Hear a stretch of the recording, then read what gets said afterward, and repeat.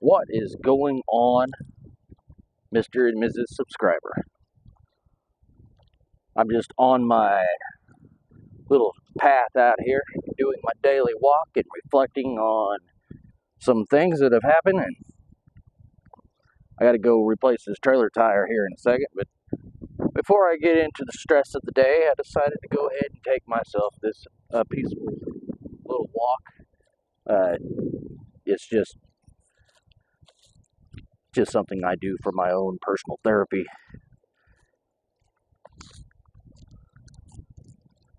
It's nice. It's nice to get out and just walk in nature every once in a while. Get down here on the ground real quick. Put that out.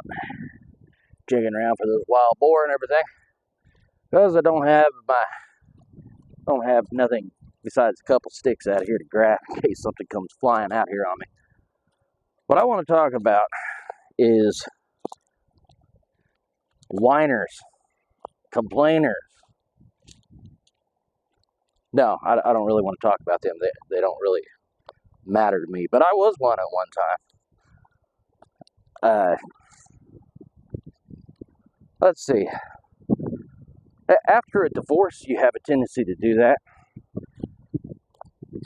And the guy who I've really come to know over the years owns a small convenience store out here. Say, for instance, you're going through one of these things called a divorce, whether you got your man or you're a woman or a man. You know, people go through these every day. So don't think the world's coming to an end. Thousands of them are happening every day. So don't think the world's coming to an end. I know it might seem like it is at that time, but it takes a while. But maybe you're complaining about it to everybody that you know. You're online just cutting the other person down. You know, eventually, if you're doing that, what's going to probably happen is people are going to start taking the side of the other person, and that's going to piss you off even more. And you wind up getting rid of those people. It's like you just try to block out anybody. Oh, there's a deer. Ah, shit. It's hunting season right now. There's a bunch of white-tail deers out there. Hopefully, there's nobody out here on this land hunting. They're not supposed to be. And I'm out here walking around and I don't have any orange on, but I'm not hunting. I'm just out here enjoying the day. Man, I need to come out here quieter sometimes. And there's some really good racks out here. If you, I'm not a hunter, but for some of my hunting friends, they would probably, I don't know, like to see that 12, 14 pointer sitting out here. I think there's at least a 12 pointer out here. So if you're going through a divorce, so this friend of mine, I was doing that. I was complaining all the time. I was like, that's going through the divorce and this and that. You know, my dad did that for 40 years. And on his deathbed, a couple of weeks before, he was still blaming my mom.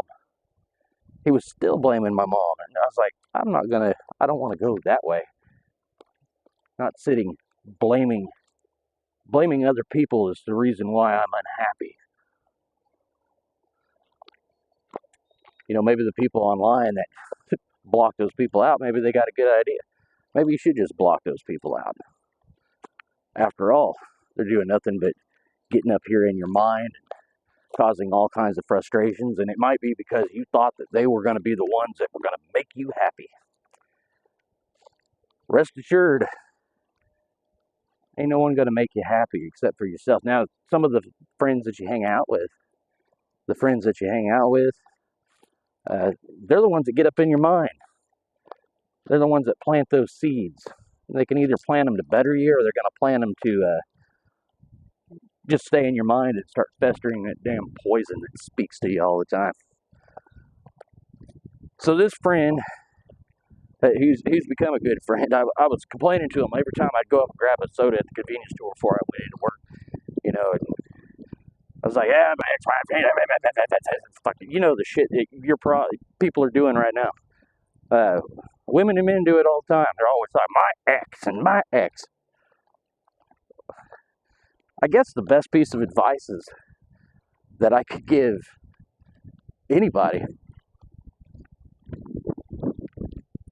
fuck your ex. You got to block them out of your mind. Get rid of them. They didn't want to be in your life anymore. You didn't want to be in there. You know, just because you want them in your life doesn't mean that they have to stay there. They got their own choices too. So realizing that finding happiness within yourself is going to be the best thing, because you're never leaving yourself until you're died, until you're dead, right? So your best friend has to be you. Well, what about that being narcissistic? Yeah, it might be. But I tell you what, you can learn to turn that shit on and turn it off when necessary. You can. I've been able to turn it on. You know, you get narcissistic people all the time. We're all a little bit narcissistic in some way or another. If I get narcissistic people, boom, I just don't talk to them anymore. Get rid of them.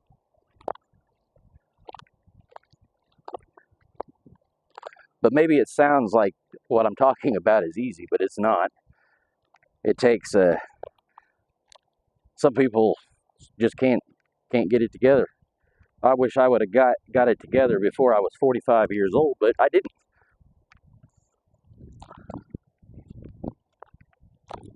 So I went in there, and one of the things that got to me was, so I was complaining, and this guy, you know, he listened to it. He would just sit there, listen, nod his head, yeah, Mike. But he never really gave me any advice. He was just sitting there listening to me blast all this stuff, and I think he listened to me for like 2 years. And one day he's like, Mike, it's getting old. You need to shut up and move on. And I remember I walked outside, and I was like, how the hell this guy tell me to shut up? I mean, why is he telling me to shut up, man? I ain't ever coming back in here. These are all the things that go through your mind, you know. I'm gonna do what I can do to hurt this person because they don't like the way I'm thinking. And then I realized, oh shit, I'm one of those people. And it's hard to realize that you're one of those people. Till one day, you have a little bit of enlightenment, and you realize that maybe the problem ain't the world, maybe it's me. Maybe it's all up here in my head that's fucking it all up. And it was. I think there's a point to where you crack, and you just get so pissed off, and you're tired of all the complaining, and you're doing it yourself.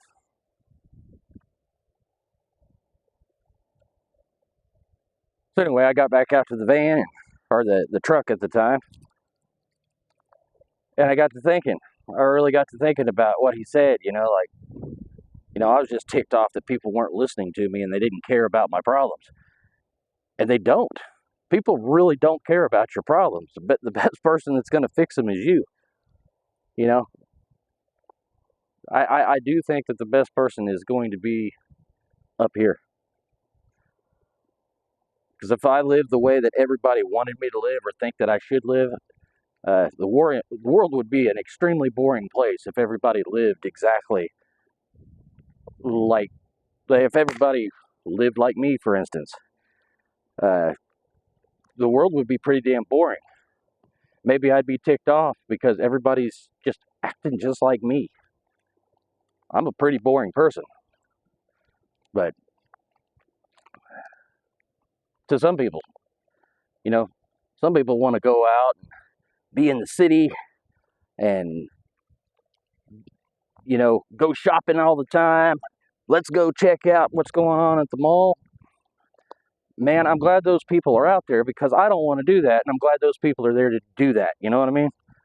And it's the same thing in my business, you know? It's like, I'm glad there's waitresses and there's a lot of people doing jobs that they might love. They might love to do those jobs. And I wouldn't. And I'm glad that those people are out there. But it was only once I started fixing what was up in my own mind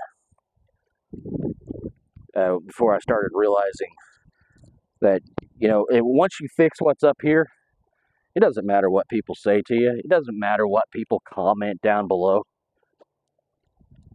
Because you don't care, you know? And that really frustrates the hell out of people and makes them want to comment more. Like, you don't care. You don't care. No, I don't. I care about me and my own habitat. And as long as me and my own habitat's taken care of, well, I'm pretty stable up here in the head. So when I start letting everybody else interfere up here is whenever I start having problems. So that's I can't really give a magic code. I remember reading in a book, and it was talking about this crazy, technically what everybody would consider a crazy lady. She lost a child whenever she was, childbirth. And she was talking about how she was the Duke of Earl and married to aristocracy, and the therapist was like, why are people like that? And he said, me being a therapist for as many years as I have been, and I'm reading this from a book, by the way. And he said, if I could put my finger on her and change her, I wouldn't do it, because she's much happier in the place she's at right there than she would be coming back into reality. Like, wow.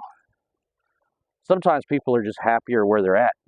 Maybe they're happy complaining all the time because they haven't made a choice yet to do anything different. So that's the way I look at it.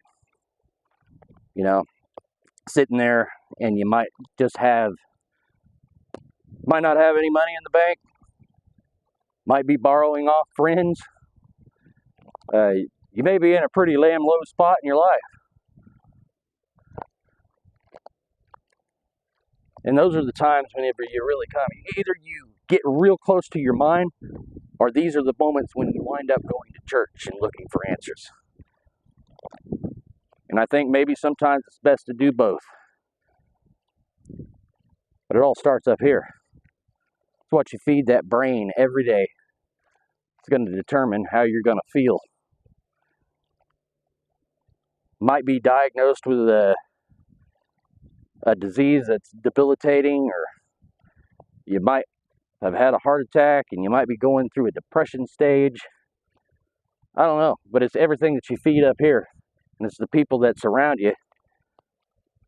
So sometimes whenever people start getting underneath your skin, you need to drop them. And I'd go as far to say that if your family is getting underneath your skin and they're not where you want to be,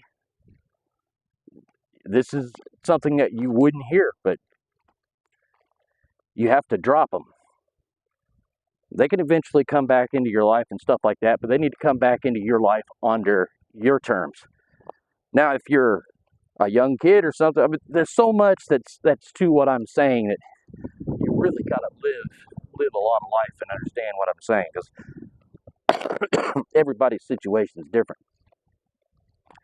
Everybody's situation is different. With me, it was just getting rid of the stresses. Maybe just getting rid of the stresses and things that I thought were supposed to make me happy because I was taught that stuff when I was growing up. I realized that my parents were fucking wrong on a lot of ideas. They thought they were right. What's going on here? We got ourselves. I think there's a deer over here. They're definitely in there. I don't know if anyone can see them or not. I see them in there. But, my parents were wrong. You should always listen to your parents. Once you reach a certain age, like adulthood, you don't have to listen to them anymore. Sometimes they're wrong. And that's going to really, really set off some people. You think you're perfect, huh? You think you're perfect. Trust me, I wasn't a perfect parent because I didn't know what the hell I was doing. I was real young, like 17 years old when my daughter was born, and I was just firing from the hip. The only thing I knew at that point was I needed to make a lot of damn money, and I needed to make sure that my daughter was supported until she got to a certain age. And that's what I became. I actually felt like the only thing that I was good for was a child support check at the end of every month. And believe it or not, when I started thinking that way, that didn't make me a very good parent. I'm sitting there trying to look for those deers. That's a whole other subject in this country about child support. And I was watching yesterday. I was out getting some money from a client, and we met up at the store, and this one kid was about, let's say he was 20 years old, but yelling through the window. There's a kid in there. If you want to do this to me, you can do this to me. And I was like, holy shit. So many young couples that have kids that have broken up that realize that maybe that isn't the love of their life. Got this kid right in the middle of a damn war. Psychological war. You don't know what it's doing. But I remember a lot of the stuff my parents said when I was a kid.